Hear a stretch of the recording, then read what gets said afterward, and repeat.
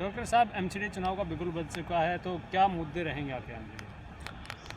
देखो, एमसीडी चुनाव का एकीकरण कर दिया। एमसीडी का देखा जाए तो एकीकरण कर दिया गया है। बीजेपी ने ही इसको पहले 3 पार्ट में किया था। बीजेपी इसको एक पार्ट में इसको लेके आई है और कुछ सीटों में भी कमी की है। पहले शायद 270 या 272 सीटें थी, अब उसको घटा के 250 सीटें कर दी गई हैं।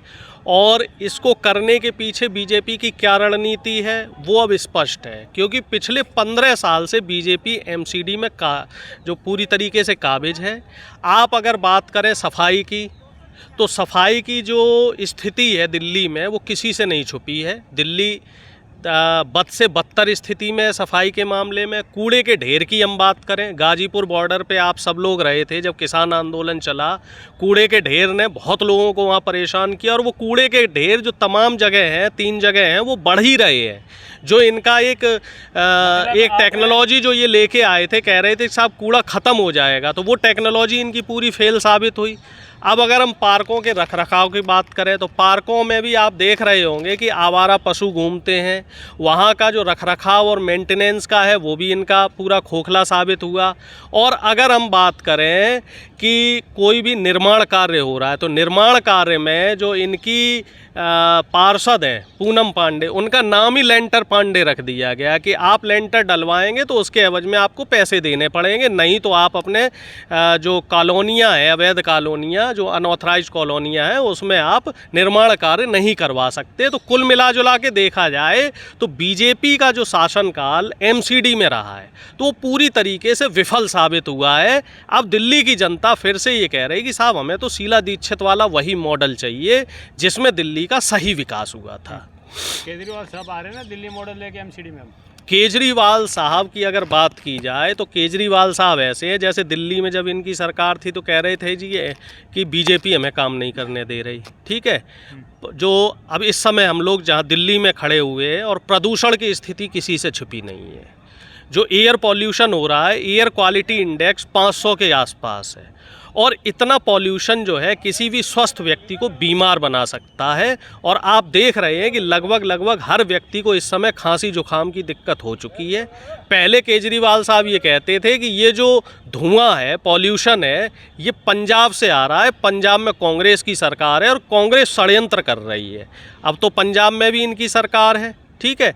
और जो इनके ऑड इवन करके जो तमाम इन्होंने सिगूफे छेड़े थे कि पुरानी गाड़ियां, जो डीजल की गाड़ियां हैं 10 साल पुरानी, वो नहीं चलेंगी, ऑड इवन सिस्टम लगाएंगे, तो वो टोटल जो 8 साल से देखा जाए, 8 साल से ज़्यादा केजरीवाल जी को हो गया है, टोटल फेल्योर साबित हुआ है। अब तो पंजाब में भी इनकी सरकार है ना, अब क्या बहाना बनाओगे कि प्रदूषण पॉल्यूशन किसकी वजह से बढ़ रहा है? उसके लिए मान साहब ने कह दिया कि पराली कोई जिम्मेदार नहीं है। तो फिर पिछले बयान पे आप माफ़ी मांगिए। आपका जो पिछला बयान था आप उस पे माफ़ी मांगिए। अभी मैं आम आदमी पार्टी के एक प्रवक्ता से मेरी जिरह हो रही थी, तो वो ये कह रहे थे कि साहब दिल्ली में हमें पूरी तरीके से काम करने की आज़ादी नहीं, क्योंकि एमसीडी हमारे हाथ में नहीं है। पंजाब पे ये कोई बात नहीं करना चाहते हैं। तो कहीं तो आप अपना स्टैंड क्लियर रखिए। और गुजरात में आप पहुंच रहे हैं, गुजरात में कह रहे हैं कि जी हम दिल्ली मॉडल और पंजाब मॉडल लगाएंगे। और यहाँ दिल्ली मॉडल क्या है पूरी जनता देख रही है।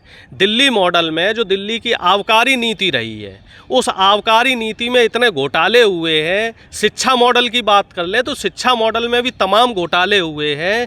मोहल्ला क्लिनिक की बात कर लें तो वो भी टोटल फर्जीवाड़ा साबित हुआ है। तो केजरीवाल जी को कहीं ना कहीं जनता समझ रही है। अब जनता समझ गई है केजरीवाल जी को कि इनकी कथनी और करनी में बहुत बड़ा फ़र्क है।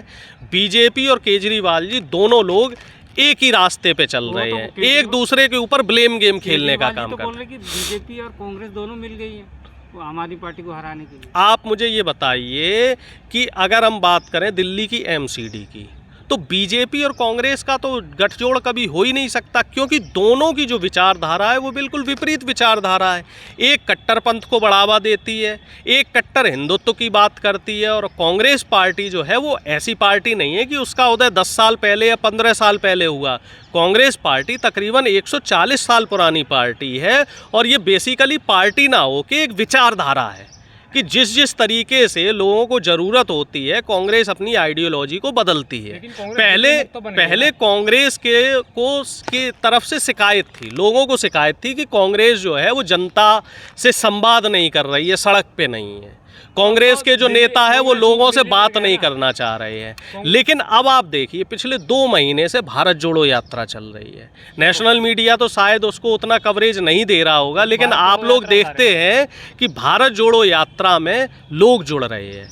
अब डेली अगर आप उसके वीडियो देखें, उनके फ़ोटो देखें, तो आप उसमें देख रहे हैं कि दूर दूर से लोग आ रहे हैं और वहाँ जो कांग्रेस के नेता हैं, राहुल गांधी जी हैं और तमाम नेता हैं, उनसे मिल रहे हैं, उनको अपनी समस्याएं बता रहे हैं। और जैसे जैसे ये रैली आगे बढ़ रही है, जो ये पदयात्रा है ये आगे बढ़ रही है, अब ये महाराष्ट्र में 7 या 8 तारीख से आ जाएगी, तो वैसे वैसे भीड़ बढ़ती जा रही है। अब महाराष्ट्र में ये कह रहे हैं कि एनसीपी और शिवसेना भी भारत जोड़ो यात्रा में शामिल हो रही है। महाराष्ट्र के बाद ये फिर ये हिंदी भाषी बेल्ट में आ जाएगी, मध्य प्रदेश, राजस्थान, उत्तर प्रदेश, दिल्ली, पंजाब होते हुए ये कश्मीर तक जाएगी। तो मुझे ऐसा लग रहा है कि इस यात्रा का भी एक इम्पैक्ट पड़ेगा। इससे पहले जो एक यात्रा हुई थी वो माननीय पूर्व प्रधानमंत्री चंद्रशेखर जी ने की थी, वो कन्याकुमारी से लेकर दिल्ली तक हुई थी और तकरीबन 3500 किलोमीटर वो यात्रा हुई थी और उस यात्रा से चंद्रशेखर जी का कद बढ़ा था। तो इस तरह की जो यात्रा है वो तकरीबन अब 40 साल बाद हो रही है और इस तरह से जो भी पदयात्राएं होती हैं वो कहीं ना कहीं सामाजिक परिवर्तन लाने का जो है उसमें बड़ा बीड़ा उठाती हैं इस तरह की यात्राएं। केजरीवाल साहब पे पॉल्यूशन का आरोप लगाया है, लेकिन नहीं, आरोप नहीं है, ये सत्यता है साहब। लेकिन सुन लीजिए, जी, उन्होंने स्पष्टीकरण कर दिया पॉल्यूशन कोई मुद्दा नहीं है, अब की बार एमसीडी का जो मुद्दा है वो कूड़े के पहाड़ रहेंगे। अब केजरीवाल का ये है, केजरीवाल जी का पहले ये भ्रष्टाचार के मुद्दे को लेके सत्ता में आए कि साहब भ्रष्टाचार बहुत है, भ्रष्टाचार बहुत है, हम आम आदमी की सरकार लेके आएंगे, आम सुविधाओं के साथ रहेंगे, मेट्रो में जाया करेंगे। अब देखो जी, सरकारी बंगले में रह रहे हैं, ठीक है, आम से खास होने में समय नहीं लगा। और एक जन लोकपाल हुआ करता था जिसके बिना पे ये दिल्ली में सत्ता में आए थे और हमें भी लगा था भाई पढ़ा लिखा आदमी है, रिटायर्ड IRS ऑफिसर है, VRS लेके आया है, हो सकता है भाई सत्ता में और राजनीति में कुछ बदलाव करे। लेकिन ये व्यक्ति, जब इनके बारे में आप रिसर्च करोगे, सबसे पहले तो ये है कि ये व्यक्ति तो आरक्षण के विरोधी हैं। इन्होंने तो जब अपना NGO चलाया उस समय ये पिछड़ी जाति के आरक्षण का मंडल कमीशन का विरोध कर रहे थे। अब जब ये शीला दीक्षित जी की यहाँ सरकार थी तो जो शीला दीक्षित की जी के मॉडल को, करप्शन का मॉडल और विकास का मॉडल को जो है गलत बता रहे थे। अब आप मुझे बता दीजिए पिछले 8 साल में केजरीवाल जी ने यहाँ पे कौन सा नया इंफ्रास्ट्रक्चर खड़ा कर दिया, कौन सी सड़कें बना दी, कौन सा इन्होंने जो है ट्रैफिक कम कर दिया। ट्रैफिक आप देख रहे हो, ट्रैफिक दिल्ली की एक बहुत बड़ी समस्या बन गई है। सुबह का जो ऑफिस का समय होता है और शाम का जो ऑफिस का समय होता है उस समय आपको 2 गुना 3 गुना समय देना पड़ता है। और इसमें जो केजरीवाल जी के इसमें ऑड इवन मॉडल भी लेके आए थे और भी तमाम तरीके के मॉडल लेके आए थे, लेकिन वो सारे फेल हो गए हैं। केजरीवाल जी का क्या है कि नया गुफा छोड़ देते हैं।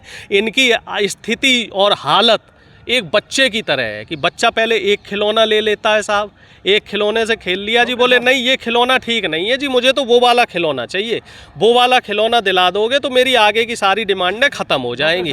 तो केजरीवाल जी की बातों को बहुत ज़्यादा गंभीरता से लेने की ज़रूरत नहीं है। दिल्ली को लंदन पेरिस बनाने का जो मॉडल है केजरीवाल साहब का, वो जनता को भा रहा है, लेकिन आप लोगों को क्यों नहीं भा रहा? जनता को अगर वो मॉडल भा रहा होगा तो वो MCD में सरकार बनाएंगे, और जनता को मॉडल नहीं भा रहा होगा तो वो उनकी हार होगी।